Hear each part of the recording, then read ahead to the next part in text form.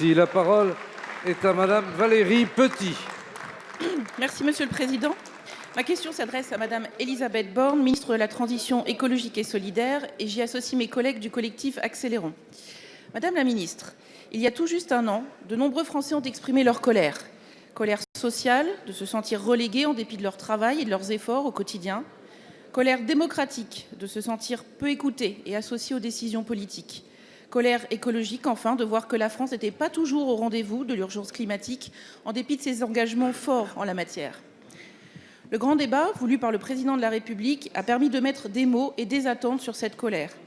Il a confirmé que l'écologie, assortie de justice sociale, était une préoccupation majeure de nos concitoyens.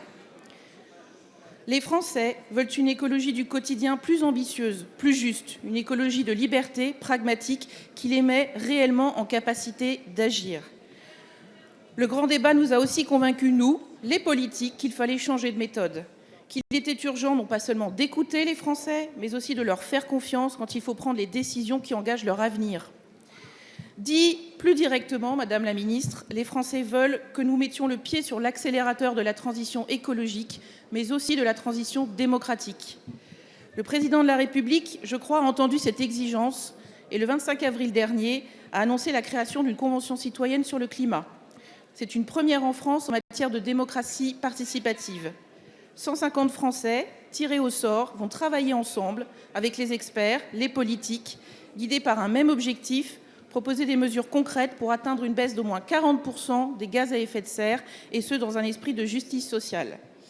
Madame la ministre, pouvez-vous nous faire un bilan des premiers jours de la Convention citoyenne sur le climat qui s'est déroulée ce week-end? Pouvez-vous également nous garantir que les mesures qu'elle proposera seront entendues et que cette convention sera bien l'occasion historique qu'attendent les Français pour accélérer et la transition écologique et la transition démocratique? Je vous remercie. Merci, Madame la députée. La parole est à Madame Elisabeth Borne, ministre de l'économie, ministre de la Transition écologique et solidaire. Pardon. Merci, Monsieur le Président, Mesdames et Messieurs les députés, Madame la députée Valérie Petit. Comme vous le soulignez, la Convention citoyenne pour le climat, c'est une réponse à une double attente qui a été exprimée par les Français, d'une plus grande démocratie participative et d'une accélération de la transition écologique.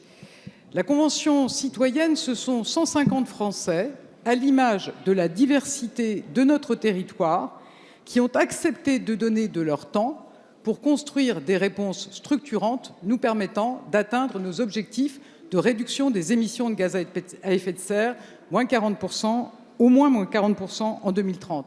Et à l'heure où on dit souvent que les Français se désintéressent des enjeux collectifs, je voudrais saluer devant vous ces Français qui prennent sur leur temps personnel, sur leur temps professionnel, pour bâtir des réponses pour tous nos concitoyens.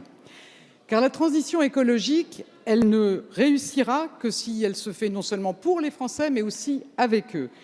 La transition doit en particulier être solidaire et ne laisser aucun Français sur le bord de la route. C'est aussi la leçon que nous devons tirer des derniers mois. Alors, j'ai participé ce week-end à la première session de cette convention ouverte par Monsieur le Premier ministre. J'ai échangé avec ces 150 citoyens qui veulent agir, qui nous interpellent et qui sont aussi soucieux que cette convention soit utile. Donc je voudrais vous redire l'engagement du président de la République et du gouvernement, c'est bien de traduire leurs propositions en projet de loi, en mesures réglementaires et pourquoi pas en référendum. Cette convention, c'est une grande avancée pour une démocratie vivante et pour une transition écologique qui associe nos concitoyens. C'est vraiment l'ambition que nous avons pour l'acte II du quinquennat. Merci, Madame la Ministre.